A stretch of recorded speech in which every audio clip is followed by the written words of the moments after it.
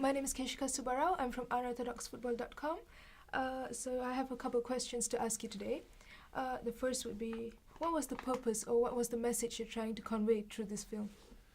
I think for those of us who kind of grew up in, I guess, developed football nations, I think maybe our perception of the game has kind of changed, and we have this idea of heaving stadiums and 90,000 people and multi-millionaire footballers, and for us actually American Samoa couldn't be any further away from that. So for us it was really about rediscovering the purity of the game, the people who play football purely for the love of the game, and you don't get people who love the game any more than those who will lose 31-0 against Australia in 2001 and go 17 years and score only 2 goals in that time, and yet still want to play, still want to go out and represent their country, which was without a doubt what we were trying to capture on film, I think.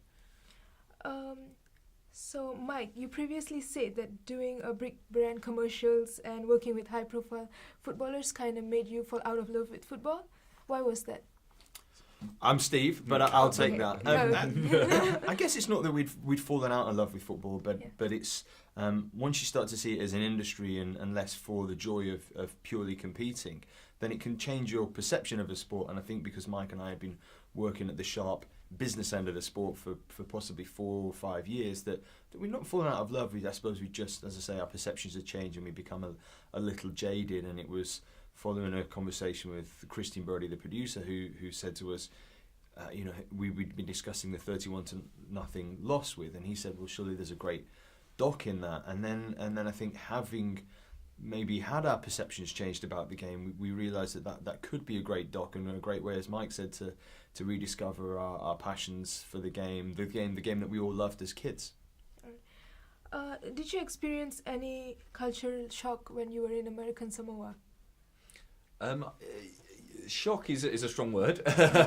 I would say I think it was a bit of an epiphany actually, going to a culture that was so different from our own and had so many values that I wish we kind of had a bit more in our society. I mean, they were incredibly open, they were incredibly uncynical people, and very, very welcoming and hospitable. And also they just had such incredibly strong family values as well, that I think we have a lot to learn from them. I think that also that is reflected in the way the team plays together, the way they support one another. Obviously, Jaya, a member of the Fafafine, their third gender, the first transgender player ever to play in an international football match, was in the squad and was accepted without even a blink of the eye. And I think that they have so many of these values that I think we could learn from here in the UK. How do you think Thomas' involvement helped the team increase their potential? Wow, Thomas helped the team in so many ways. He's an incredible motivator. I think what he was able to do is, when he arrived there, I think he saw not just a team who was poorly tactically or technically equipped to change their fortunes, but he also saw that mentally, I think that the team was in a really bad place. They'd suffered 17 years of defeats, and I think what Thomas was able to do, which other coaches in the past hadn't been able to do, was almost to use that mental predisposition, I suppose, to galvanise the team. He actually tapped into the mental anguish. He spoke to people like Nicky Salapu, who was scarred from the 31-0 defeat 10 years before, and he got him to come out of retirement because he knew that this was Nicky's one and only chance of redemption to be able to do something. And actually, unlike other coaches, I said he used the mental problems that the team had to really drive them forward. And I think it was the way he was able to do that was by really connecting with the players. He connected with the culture. He would visit their family homes. He wanted to learn as much about the society as possible and the culture as possible in order to take them to the next level.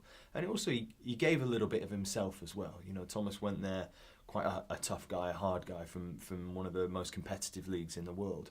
And I suppose working in those leagues, we all have a lot of fronts and barriers around us. And Thomas had his own personal emotional barriers. And I think once he realised that Samoan culture is built on sharing with your family and sharing with your community and those around you. And when he realised that, he let his own personal barriers down, and in so doing, he made a very, very strong connection with each of the players personally and the team as a whole. And then all of a sudden they were playing for him. It was amazing to watch that turn. How long did you take to do this entire documentary? Because in the beginning of the film, it was very clear they were in a very bad shape, and then towards the end, they were quite good.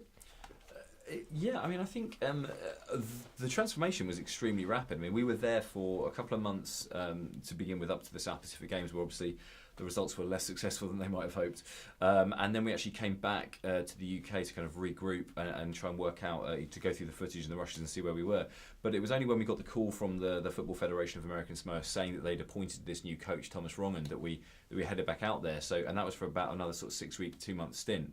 So really over the duration of the film, you're talking about a period of 6 months where they went from a pretty catastrophic state of affairs to a really strong side, and I think you can obviously credit the players and all their hard work and Thomas's pretty innovative coaching methods, shall we say, for that improvement. Are you looking to document the teams for any future tournaments or World Cup qualifiers? It's a really good question. I think in terms of the film, we saw this as the end of the journey, but it's been incredible. Now as the film is starting to gain a bit of profile worldwide, that we really feel like this strong bond and connection with the team, and actually we don't want the journey to end here. Soon after the World Cup this year in Brazil, and the American Samoans as way down there at the bottom of FIFA's world rankings, not at the very bottom anymore, thankfully, but they have to begin their qualification campaign almost immediately, and I think we'll be tied to that, very strongly. I wouldn't be surprised to see us back out there to see how those guys go. And actually, if through the film we can help make sure that the team have more supporters this time around than they did last time. I think we were the only 3 guys on the touchline supporting their last campaign, and it'd be amazing to think that there's 1 or 2 other people around the world rooting for them next time around. What is the most exotic or extraordinary thing you came across while you were there? Oh wow. I think it's actually got to be the custom of the way that the guys actually eat together over there. That they have this thing called the umu, this Samoan barbecue essentially, where they get red hot coals and they put a pig on top of it, and the custom is that the tribal chief starts eating the pig, and then when he's finished, then the rest of the pig goes to the rest of the group.